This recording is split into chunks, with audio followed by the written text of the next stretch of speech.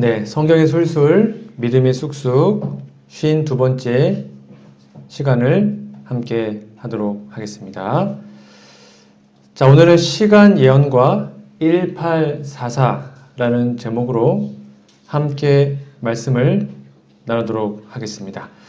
우리 지난 시간에 함께 배웠던 말씀을 다시 복습을 좀 해 보겠습니다.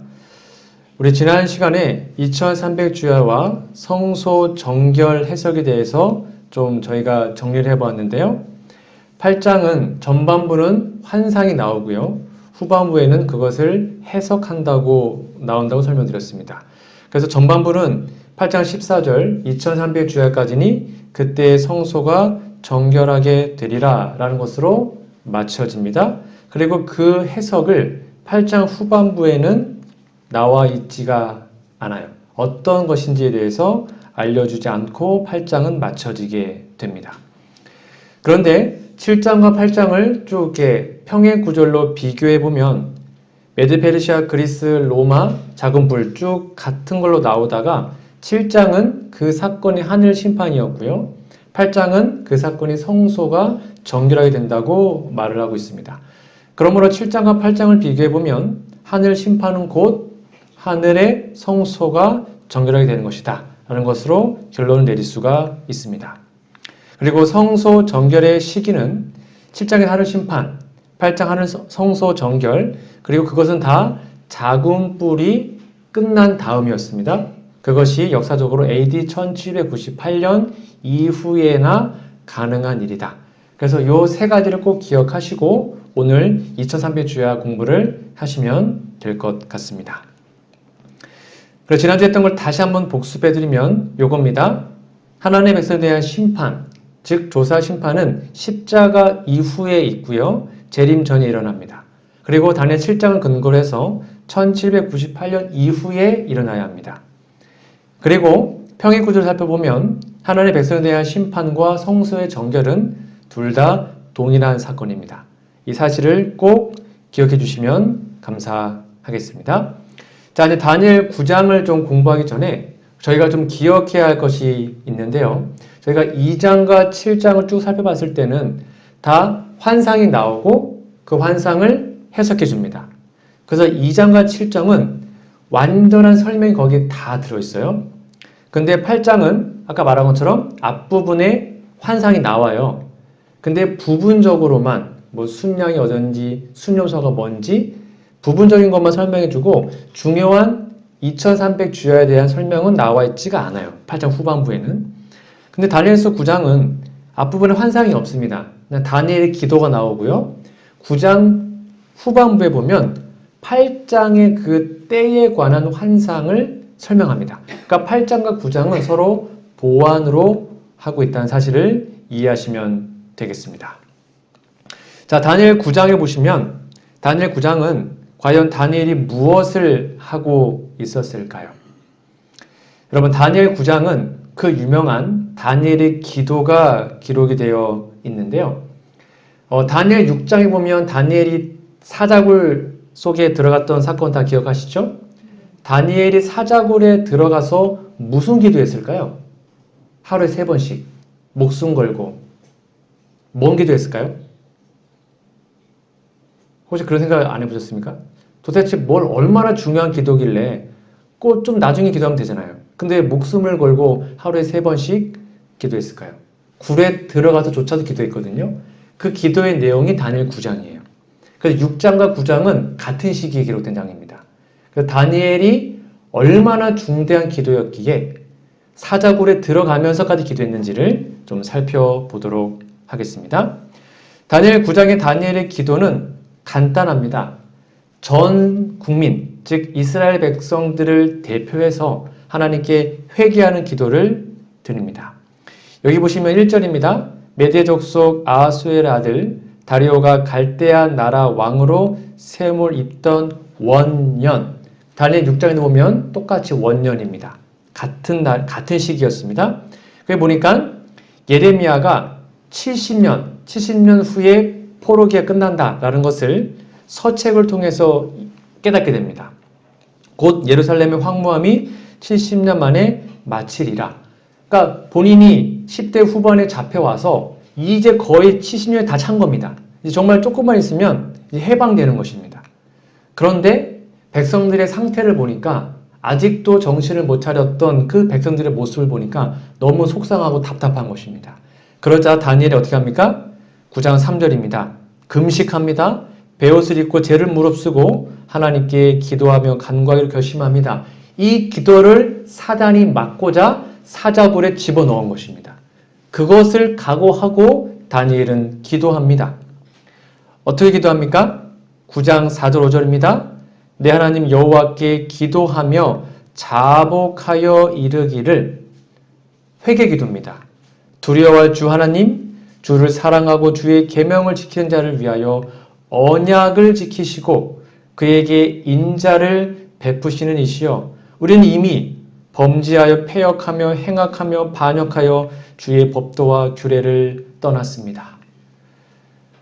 이렇게 나라가 망하고 바벨론에 잡혀왔음에도 불구하고 아직도 정신을 못 차리는 백성을 대표해서 본인을 포함하여 하나님 우리가 이렇게 죄인입니다. 제발 좀 도와주세요. 라고 죄를 자복하고 회개하죠. 다니엘서 9장 4절 5절에다가 여러분 적어 놓아야 할 짝꿍 구절이 있는데 그게 바로 역대하 6장 28절부터 30절입니다. 그러니까 다니엘이 기도했던 근거가 역대하 6장에 기록되어 있습니다. 여기 보면 분명히 나와 있습니다.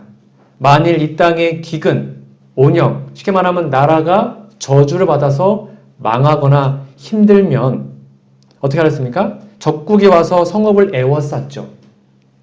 그때 29절의 핵심인데요.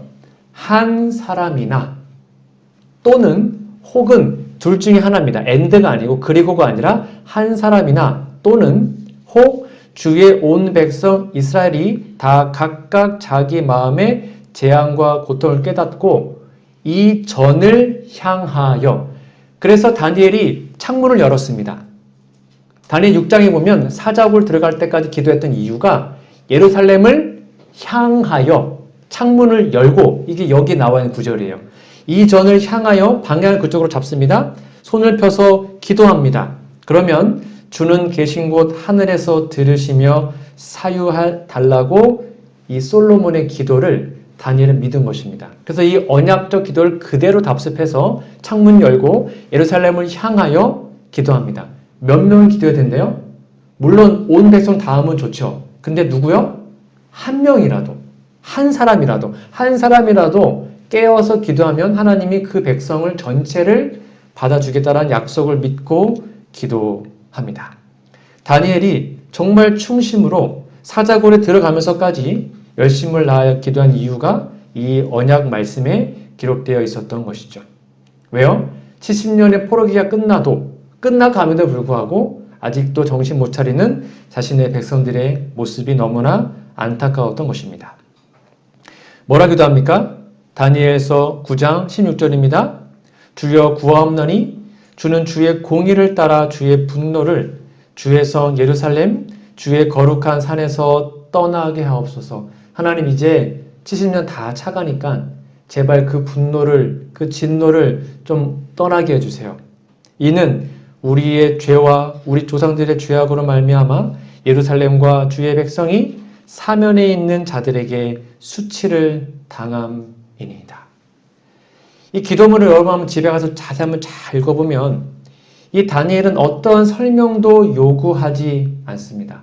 하나님께 불평하지 않습니다. 하나님 도대체 왜 우리가 이렇게 됐습니까? 왜 우리가 잡혀왔습니까? 왜 이런 일이 생겼습니까? 라고 말하지 않아요. 그저 단순히 죄를 고백합니다. 우리와 우리의 조상들의 죄 때문입니다.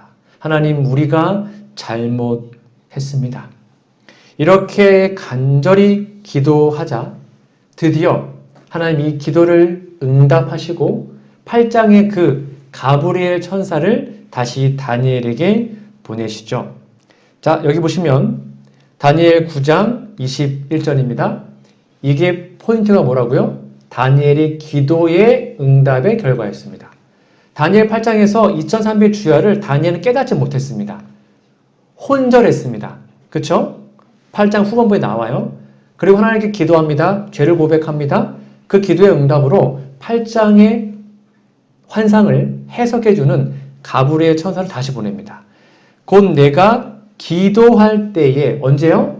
기도할 때에 이전에 환상 중에 본 그 사람 가브리엘, 그 사람은 진짜 사람이 아니라 천사입니다. 빨리 날아서 저녁 제사를 드릴 때쯤에 자신에게 이르렀다라고 얘기해요.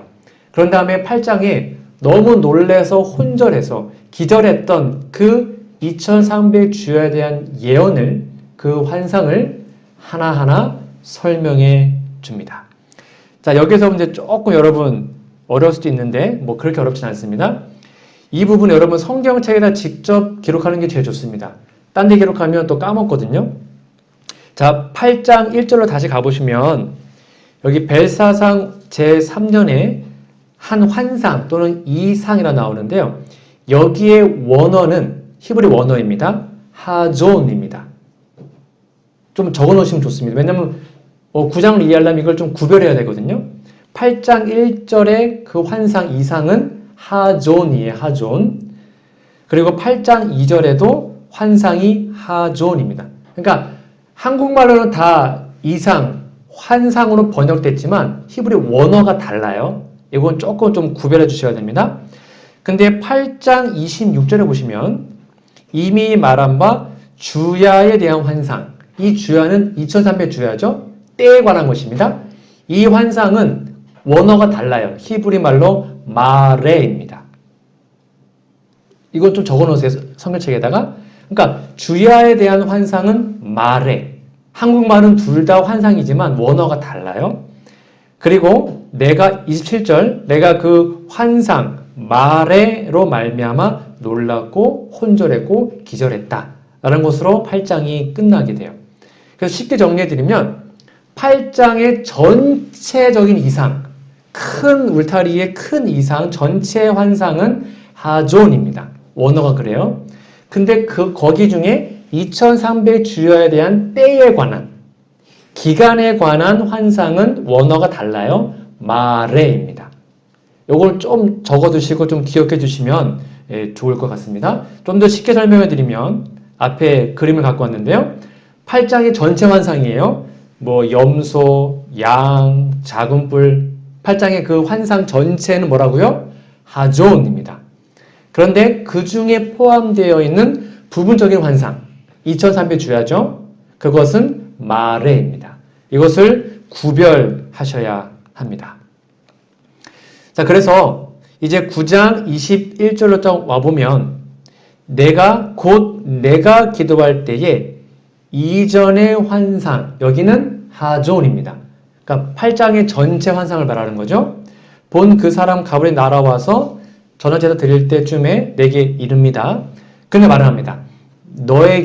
내게 가르치며 내게 말하여 이르되 다니엘아 내가 이제 너에게 지혜와 총명을 주려고 왔다. 왜요? 8장에서 그 환상을 이해를 못했어요. 그리고는 기절해버리죠. 혼절합니다.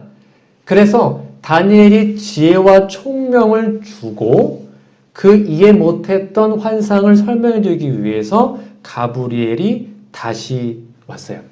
근데 다니엘은 아까 9장에서 지혜 달라, 총명 달라, 깨닫게 달라고 기도하지 않았습니다. 그냥 자신의 죄를 고백하고 하나님께 은혜를 간구했죠. 그러자 하나님이 직접 그에게 오셔서 천사를 통해서 오셔서 지혜와 총명을 허락하십니다. 그 다음에 이어서 보시면 이렇게 나와 있습니다. 9장 23절입니다. 너는 크게 은총을 입은 자라. 그런즉 너는 이 일을 생각하고 그 환상, 이게 마레입니다. 좀 체크해 놓으세요. 이거는 전체 환상이 아닙니다. 부분적인 환상. 2300주야 환상을 몰랐으니까. 그러니까 다니엘이 환상을 다 보는 게 아니었잖아요. 염소, 순염소 뭐 이런 걸 다 알았어요. 그 양에 대한 거 뭐 작은 뿔을 다 이해했는데 그 2300주야를 몰랐단 말입니다. 그러자 그 환상 마레를 네가 좀 깨달으면 좋겠다 라고 말합니다. 자, 그래서 9장 23절에다가 8장 14절을 적어두시면 됩니다. 짝꿍이에요. 그 환상 마레가 다니엘 8장 14절 2300주야까지니 그때의 성소가 정결하게 되리라 라는 그 시간 예언이 바로 8장 14절에 나와 있는 그 예언이 9장 23절의 그 환상 마레라는 것입니다. 여기까지 정리되셨죠? 전체 환상은 하존, 그 다음에 부분적인 기간 2300주알은 마레, 그렇게 정리하시면 되겠습니다. 자, 그 중에서 2300주야 중에서 하나님께서 특별히 이스라엘 백성들을 위한 70주 들어보셨죠? 70일에라 그러는데요. 그 예언을 특별하게 주셨습니다. 다니엘 9장 24절에 보시면 백성과 내 거룩한 성, 이건 이스라엘 백성을 말하는 것이죠. 71회, 즉 70주를 기한으로 정했다라고 기록합니다. 그래서 2300주야, 그 말의 이상을 좀 깨달아라 라고 말한 다음에 첫 번째로 주어졌던 기별이 71회, 70주에 관한 예언이었습니다. 자, 여기에서 중요한 것은요. 다니엘 9장 24절에 기한으로 정하였다. 여기에다가 밑줄을 좀 쫙 거놓으세요. 71회, 70주 기간을 뭐 했다고요? 정했다. 이 부분이 되게 중요합니다.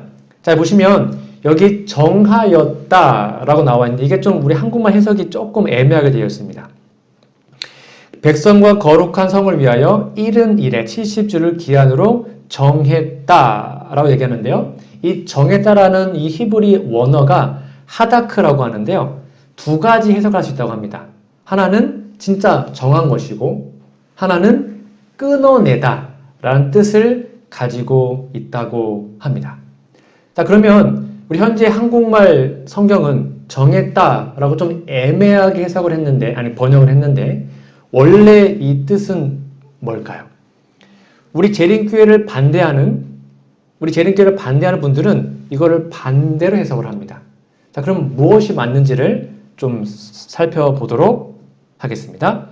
자, 아까 말했던 정했다라는 이 말이 하타크라고 합니다. 뭐 원어까지 모르셔도 됩니다. 근데 이 단어가 좀 애매한 게 성경 어느 곳에도 나타나지 않아요. 여기에만 한 번 쓰입니다. 그러니까 이 원어가 성경 다른 데 있으면 비교하면 되잖아요. 근데 비교를 못해요. 성경에 딱 한 번 쓰인 단어입니다. 그러니까 이 단어를 어떻게 유추해야 되냐면 이 당시 AD 1세기경 유대인들의 성경 주석이 있습니다. 우리로 말하면 뭐 재림교 주석처럼 유대인들 주석이 바로 미시나라고 하는데요. 이거는 유대인들이 아주 수천 년 동안 썼던 아주 귀한 주석책입니다. 여기에 보면 다 히브리 원어로 쓰여져 있거든요. 여기에 보면 이 하타크라는 동사가요. 10번이나 유대인의 식사와 관련하여 동물의 어떤 부분을 끊어내다라는 뜻으로 사용되었습니다. 그러니까 하타크가 다른 문헌에 보면 다 끊어내다로 되어 있고요. 그 다음에 명사로 쓰일 때는요. 18번이 다 끊어내어진 것으로 다 번역이 되었습니다. 그래서 대부분의 우리 성경 주석과 우리 대부분의 성경 해석본을 보면 이렇게 번역을 합니다. 자, 이거는 뭐 참고로 말아주세요. 스트롱 성서 용어 색인에서는요. 이 정하였다가 끊어내었다. 휘팅의 번역본은 끊어내다. 표준 히브리어 사전에서도요. 끊어내는 것이고 그 다음에 갈대아 라피 사전에서 잘라내는 것, 잘게 쪼개는 것, 끊어내는 것이고요.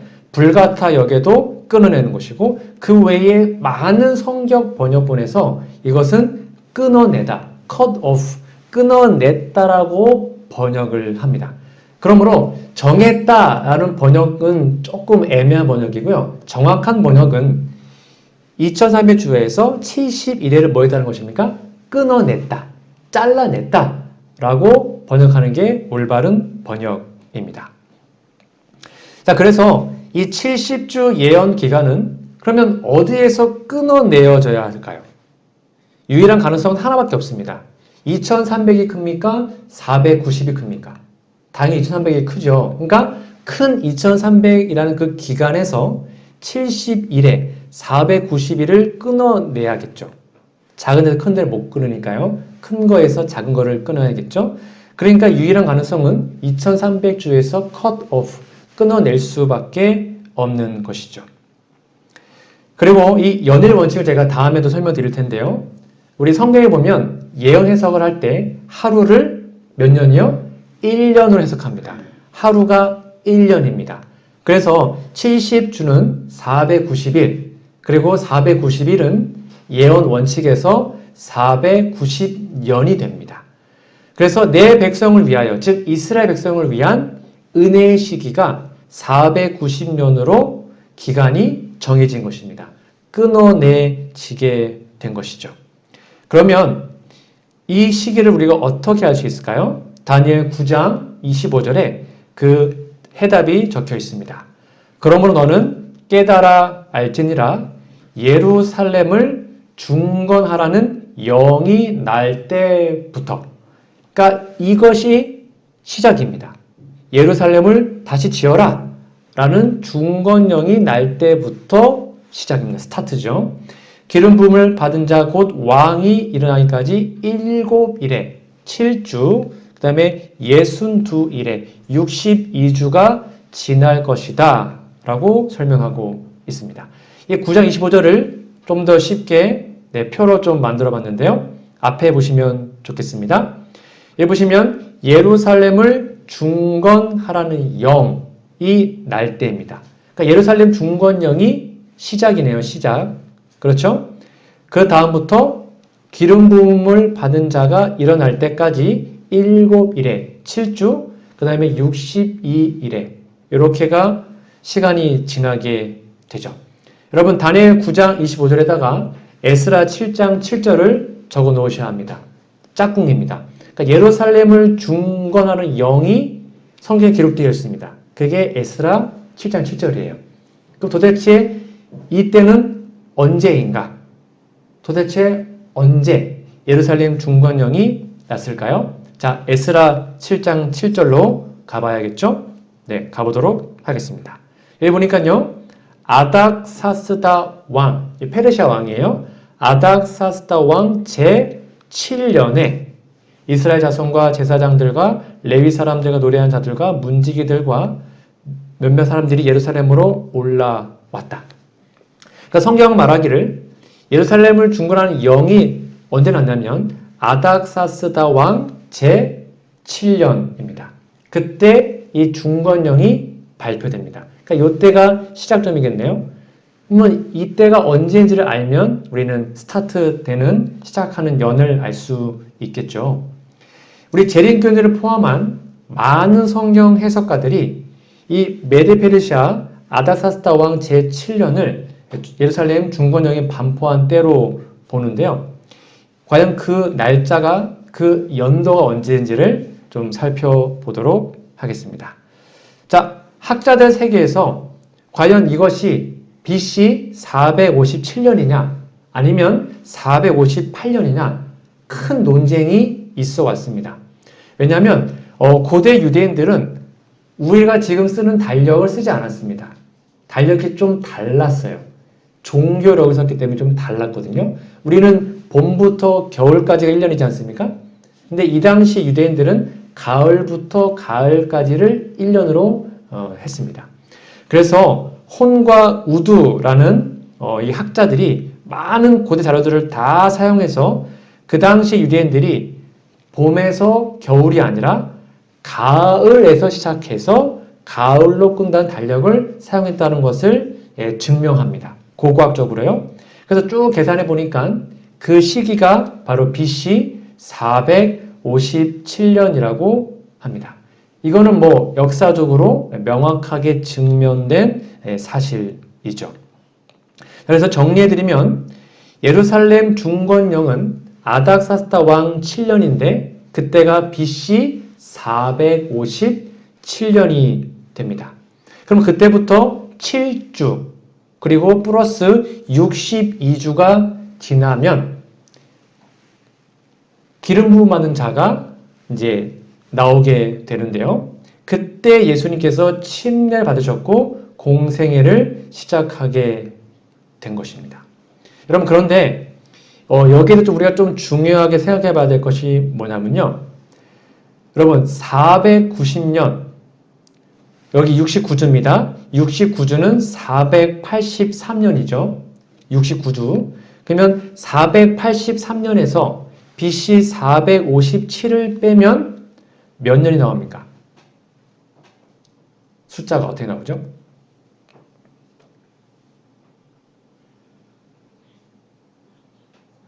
자, 다시요.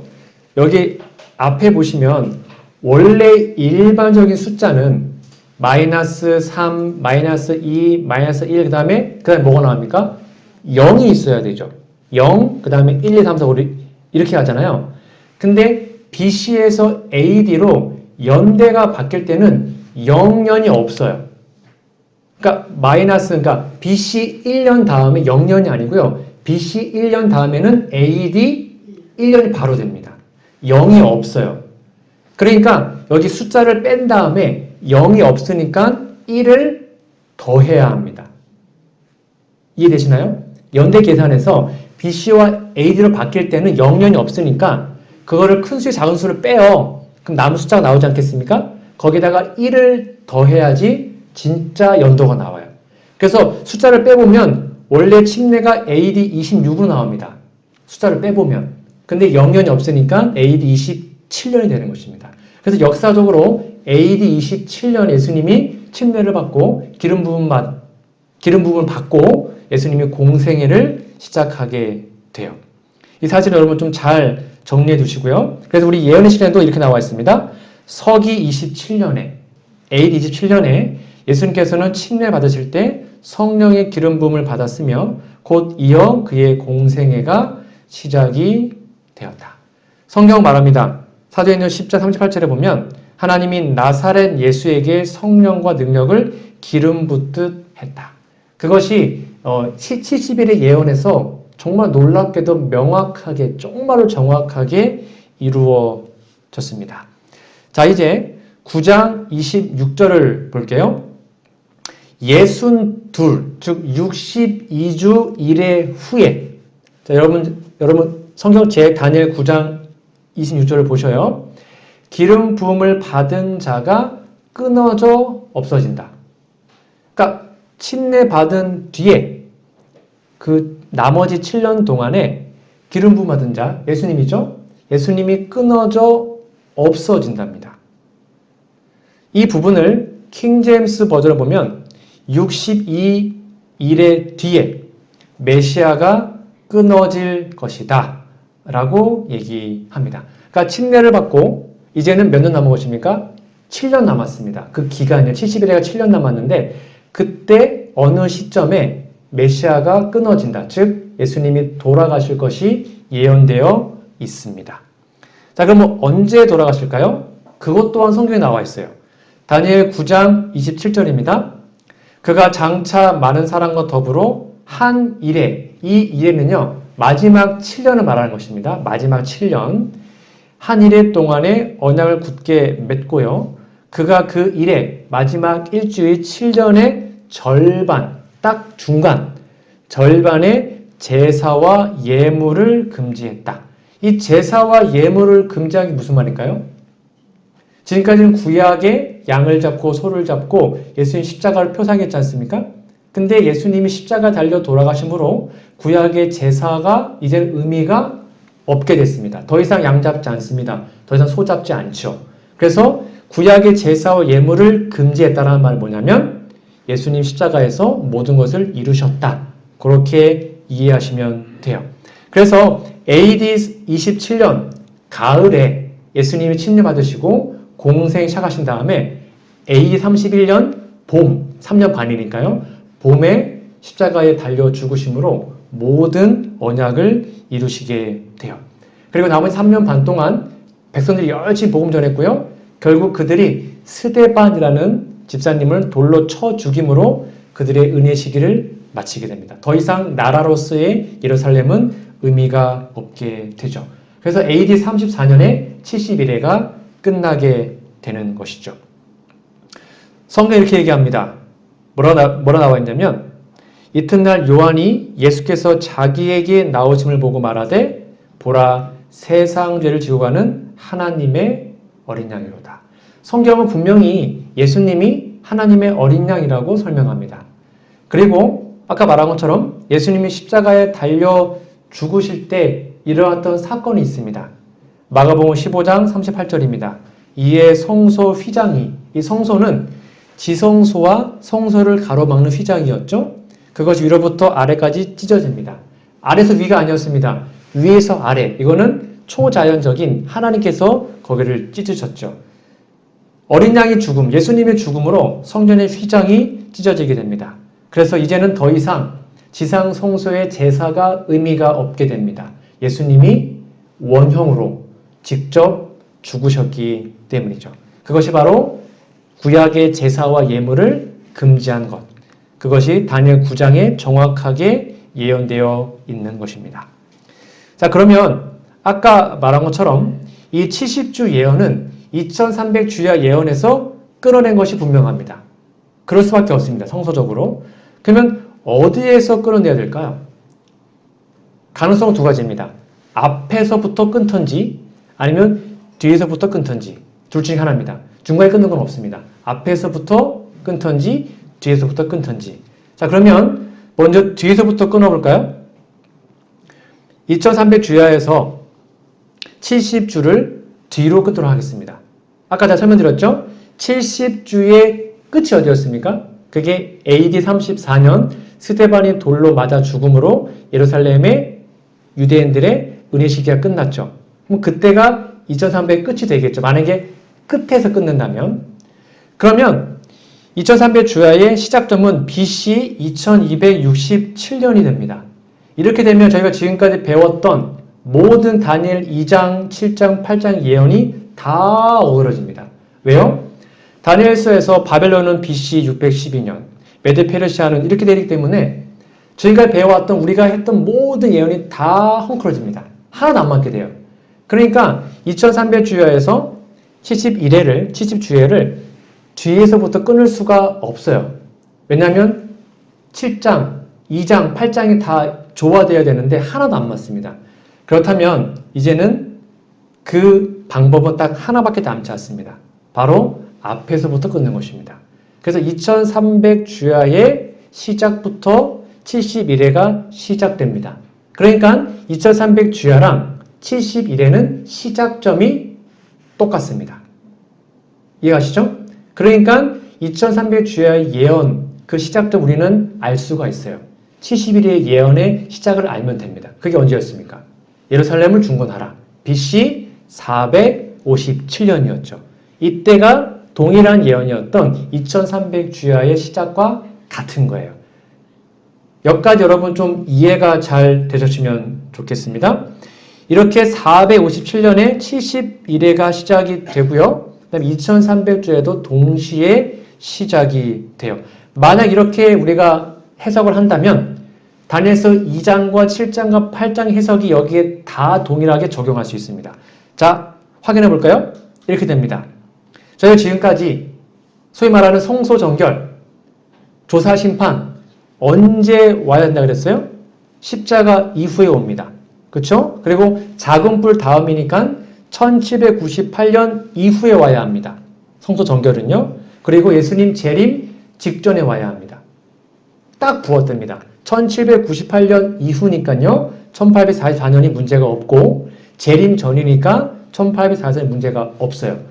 그러니까 BC 457년으로 즉 71의 시작점과 2300주의 시작점을 똑같이 잡으면 2장, 7장, 8장 예언과 다 부합이 되고 결국 1844년에 하늘의 성소에서 지성소에서 조사 심판이 시작되고 그다음에 하늘 성소가 정결이 되는 그 일이 1844년에 시작된다는 사실을 우리는 명확하게 알 수가 있는 것이죠.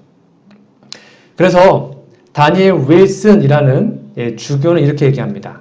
그러므로 이 법령이 주어지는 때의 시작단은 70주일과 이전 환상에서 2300일은 동일한 시작점을 갖는데 왜냐하면 그 환상들은 하나이기 때문이다. 전체 하나의 환상에서 앞부분만 떼어난 것이기 때문입니다. 자, 이제 말씀의 결론을 맺겠습니다. 제가 지금까지 좀 길게 한 몇 주간에 걸쳐 설명드렸습니다. 이 한 이유는 여러분 다시 한번 2장, 7장, 8장을 여러분 머릿속에 명확하게 넣으시고 여러분이 직접 설명할 수 있을 때까지 복습하고 복습하셔야 합니다. 2장의 예언은 뭐였습니까? 금모리, 은, 동, 철 순서 다 외우라 그랬습니다. 다 아시죠? 금, 바벨론, 메데, 페르시아, 그리스, 철, 로마 쭉 나옵니다. 그리고 돌나라가 오므로써 2장 예언이 끝납니다. 그것이 뼈대입니다. 동일한 예언이 7장에 반복되죠. 여기에는 사자, 곰, 표범, 넷째 짐승으로 반복됩니다. 나라는 순서가 똑같습니다. 다 공부했어요? 근데 여기에는 작은 뿔이 나오고요. 그 작은 뿔 다음에 하늘에서 심판이 있었습니다. 그러니까 작은 뿔은 1798년에 끝나요. 한때, 두때, 반때. 그러니까 한때, 두때, 반때 이후에 하늘에서 심판이 있었네요. 그게 7장의 내용이었습니다. 여기까지는 여러분 잘 정리해 주시고요. 또 반복하고 반복해서 꼭 머릿속에 넣어 주셔요. 그런 다음에 그 7장 예언을 다시 8장과 평행해서 보면 순양, 순염소, 작은 뿔. 근데 8장에서는요.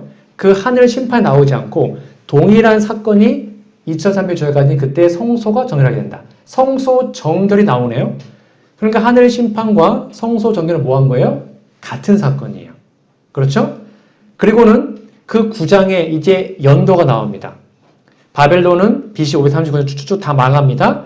작은 뿔은 AD 1798년에 망하고 그리고 2300주야의 시작점을 찾아보니까 2300주야의 끝나는 지점은 AD 1844년일 수밖에 없어요. 성소적으로. 그러니까 하늘 심판, 성소 정결은 언제요? 1844년에 일어납니다. 이게 성경만으로 확인한 조사 심판에 대한 이야기입니다. 이 사실을 여러분 다시 한번 여러분 마음속에 이해될 때까지, 설명이 될 때까지 복습하고 또 복습해 보시면 좋겠습니다. 이 부분을 제가 아까 설명을 드렸고요. 확실하게 내 것으로 2300주야의 이 예언이 70일의 이 예언이 그 연도에 어떤 일이 일어났고 어떻게 해석하는지 다니엘서 9장 후반부 그 내용이 성경만 보고도 설명할 수 있도록 여러분 다시 한번 머릿속에 잘 연구해 보시고 들으시면 좋겠습니다. 혹감 오시면 다 녹음되어 있으니까 녹화되어 있으니까 보시고 또 반복해서 남들에게 가르칠 수 있을 때까지 그렇게 반복해 보시면 좋겠습니다. 왜냐하면 여기에 되게 중요한 메시지가 있습니다. 예수님의 십자가 사건은 이 모든 것의 확실한 검증이 됩니다. 아까 말한 것처럼 70일에 이 70일에는요 모든 교파가 다 동일하게 해석합니다. 일반 개신교에도 70일에는 부인하지 않습니다. 왜냐하면 여기에 십자가 예언이 있기 때문입니다. 그래서 십자가 그 하나만으로도 70일의 예언이 너무나 확실한 것을 알 수가 있어요. 그런데 70일에가 어디 포함되어 있다고요? 2300주야에 포함되어 있습니다. 그러므로 2300주야 또한 십자가만으로도 엄청나게 중요한 예언임을 우리는 이해할 수가 있는 것이죠. 여러분, 70일에는 예수님의 초림 때 이스라엘 백성들이 연구해야 한 때에 관한 예언이었습니다. 예루살렘, 그 당시의 유대인들이 이 70주 예언을 잘 이해하지 못했습니다. 그래서 초림을 거의 기다리지 못했죠. 예수님의 초림을 그들은 거의 다 기다리지 못했습니다. 초림에 실패했습니다. 그렇다면 우리 또한 예수님이 다시 오신다라는 이 2300주야의 예언을 우리가 명확하게 기억하고 연구하지 않으면 초림 때와 똑같이 예수님의 재림을 우리 맞이하지 못하게 될 수도 있습니다. 70일의 예언이 중요한 것처럼 이 예언 너무나 중요하기 때문에 마지막 때에 사단은 이 교리를 흔들고 있습니다. 그래서 지금도 조사심판을 부인하고 하나님의 이 남은 교회를 떠난 사람들이 점점점 생겨지고 있는 것이죠. 성소진리, 조사심판, 2300주야, 하늘성소, 이 귀한 현대 진리를 여러분 절대로 버리지 마시고 다시 한번 다니엘서와 요한계시록을 깊이 연구하심으로 이 마지막 귀한 기별이 마음에 깊이 남으셔서 절대로 흔들리지 않는 저와 우리 모두가 되기를 간절히 바라며 오늘 말씀을 마치도록 하겠습니다.